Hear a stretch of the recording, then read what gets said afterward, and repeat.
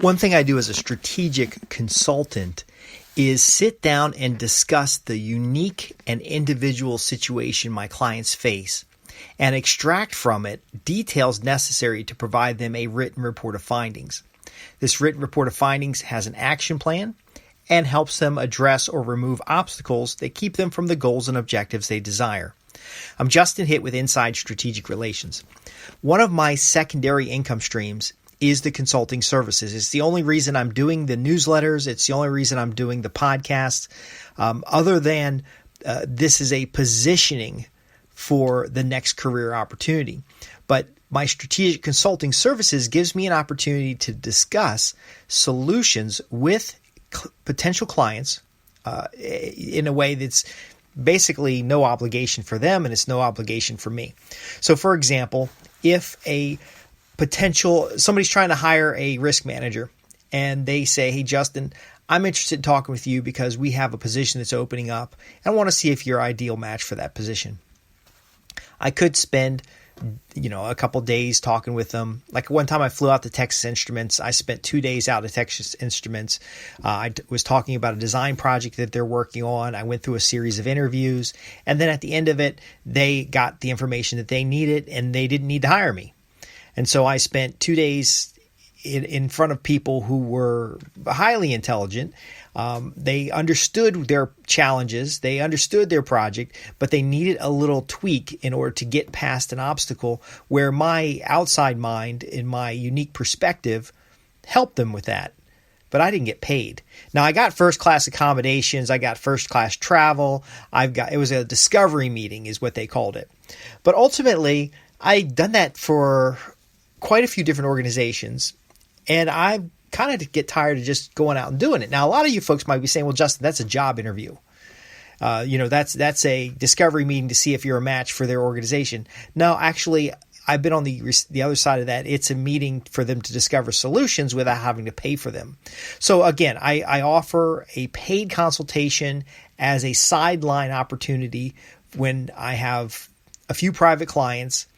This gives me an opportunity to help my newsletter subscribers solve problems, and it gives companies some, insight to determine if they want to hire me or not. But here's what we do. We create a report of findings after every consultation. So now what happens is someone says, "Hey, Justin, I'd love to fly you out here to look at our challenge here. And I've been reading your articles and I think you really have an understanding of what's going on. We'll pay for everything. We just want to find out if you're a fit for our project." And I say, "Great. Here's how it works. I have a paid consultation. It costs this much. And I'm not flying down there. We can basically talk it out on the phone because I have a method of discovery, and that's what I'm going to share with you here on the podcast. I have a method of discovery that helps us determine whether or not I'm a good fit for what you're doing. I disclose, of course, any disclosures I need as far as current private clients. So if I have a private client, I can't have a competitor call me up and say, "Oh, by the way, we'd like to pick your brain about X, Y, and Z." I ethically cannot do that. So I'll say, "Well, I can't support you on that activity, but you can send me a simple question. I'd be happy to answer it from out of a professional courtesy." But as far as a paid consultation is concerned, I get as much detail as possible about the problems and challenges that potential client faces, as well as what does it stop you from being able to do. So, for example, somebody has a process that is necessary but not profitable. And the question they have is, how do we make this process profitable? Great. Tell me about the process. Tell me about why you're doing this process. Why is it necessary? Are there any regulatory issues? Are there any compliance requirements? Is this part of the identity of your business? Do you have a big business unit that's doing this work who doesn't want to get let go? How do we find a new place for them? What other things are necessary to do that you're not doing that this project is taking resources from? And we deep dive. We just go into the details. Why is this? What's your evidence? What's your proof? How is this impacting your business? How do we know it's impacting your business that way? And we go down through all these little details. These details are then collected into kind of an assessment. And that assessment is where I sit down and I say, well, you know what? they're doing this, but are other people in their same industry doing it? And I would just go through and I grind through their materials. I grind through all the evidence that they provided. Sometimes clients will send me a giant box of materials, and I'll go through the materials. Now, I've restricted that now. You can only send me what fits in a priority mail box. So it has to be one of the standard U.S. priority mail boxes, preferably one of the flat mailer boxes, and it fits in there. I've had people send me, oh my gosh, like a gigabyte of PDF documents. No, I want you to print them out, fit them in the box, and send them to me. But basically, I do go through the details. I set up a folding table. I spread everything out on the table. I sit down with my laptop, and I go through every little nook and cranny detail to find out what it is that their problem, what's their real problem. Because it's hardly ever the problem that they're asking about. What's the real problem? And then we start outlining that problem, and I might call back and forth to the client or pre-consultation, just kind of send a note back and forth. I then develop both the problem and the pain. What is the problem and what pain is it causing? And then again, how do we eliminate this pain? I'm looking for how has it been eliminated in the industry? How has it been eliminated for other people? Were there solutions that the customer had come up with or the client had discussed in this assessment that maybe they're not utilizing the right way? Or they're not utilizing it in an advantageous way. Because again, the question is, they have a process that they must do. How do we make the process more profitable? I look at the artifacts, what does this process create? What does this process not produce? And then we identify some risks. Maybe this process doesn't need to be profitable.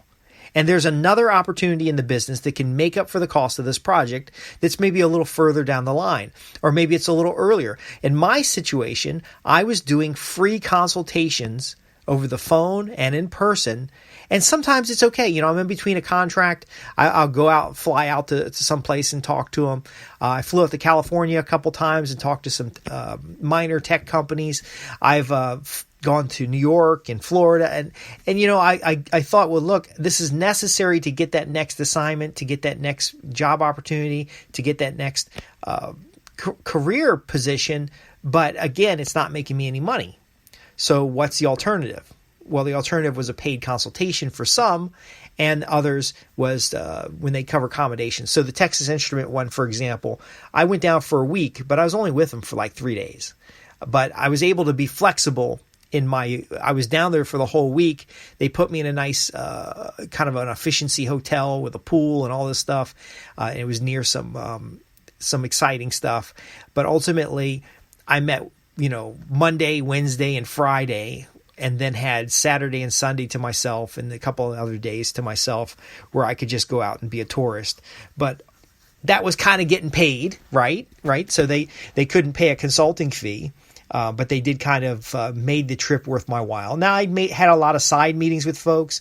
I spent some time understanding their situation and their solution, and it worked out pretty well. But I would have rather gotten 5 figures for it. See, today I'd get 5 figures to hang out for a week at somebody's business and solve a bunch of problems.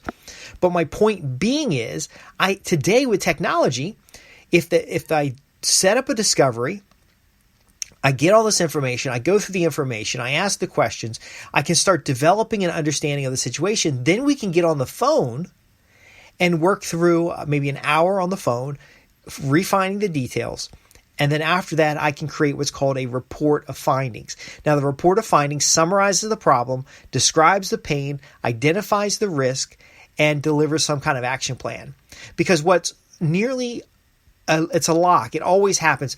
We'll always find some hidden opportunity which solves the problem that they're looking for. Now, in the case of business process, sometimes it's, you got to do this compliance process, but here's the 5 ways you could generate revenue by taking the outputs of that process and putting it someplace else.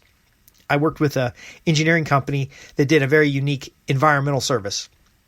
The environmental service was required by the EPA. It had to be done. However, they never mentioned it in their marketing. And in their marketing, it was useful for certain types of clients to know that they did this service because it was, again, also required for these other companies. So they're doing this EPA required service all the time. Well, their clients need to do it sometimes.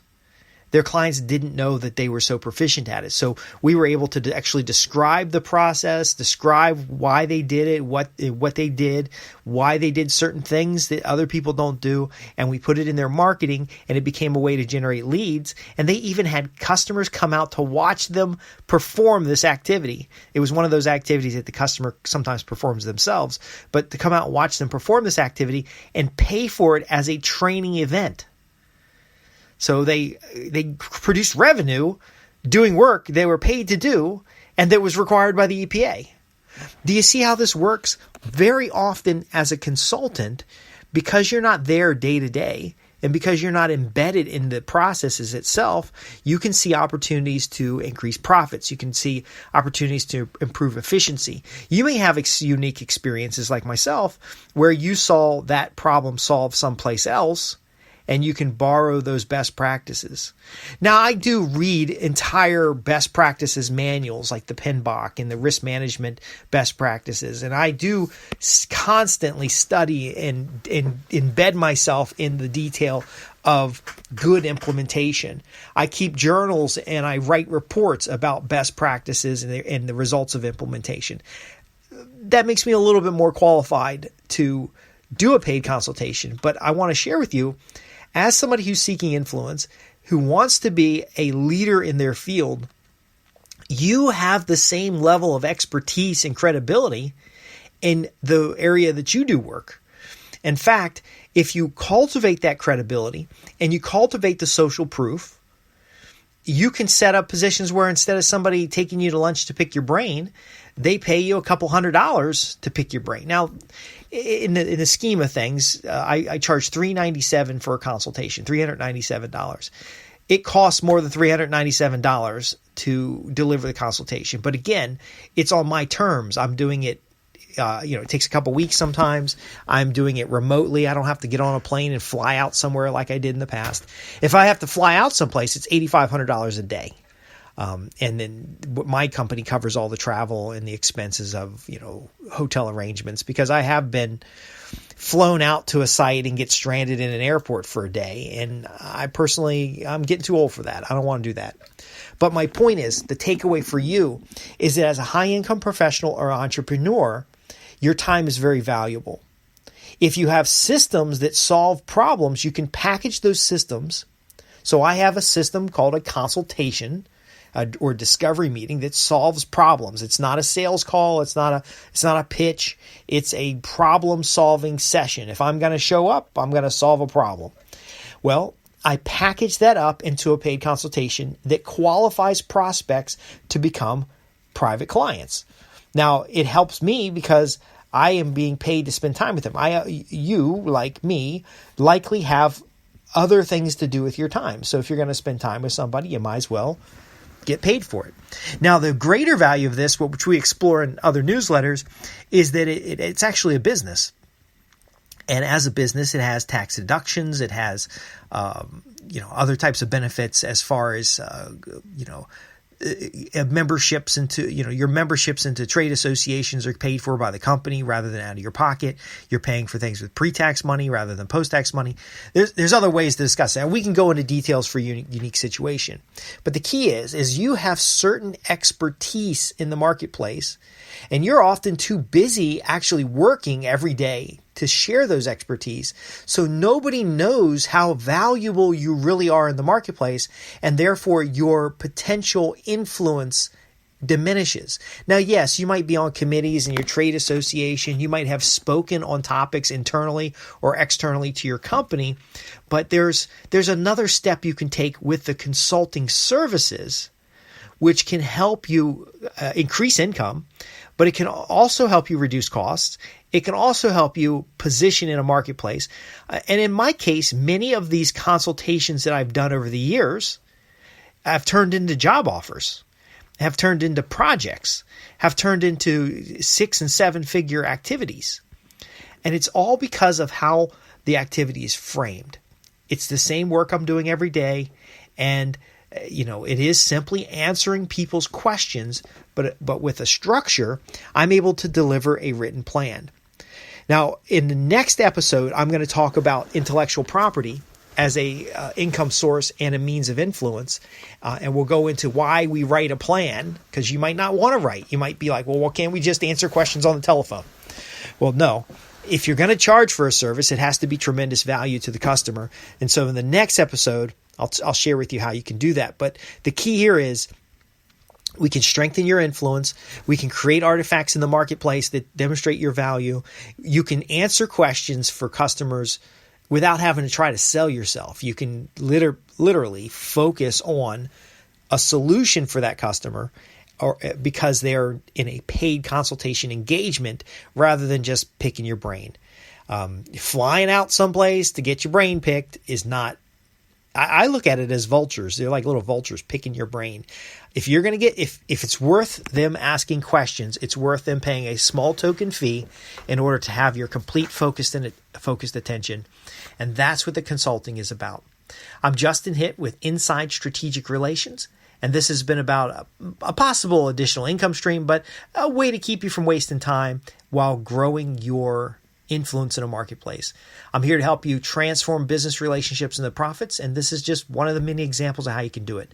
If you have questions about this or anything I cover, visit me at www.insidestrategicrelations.com.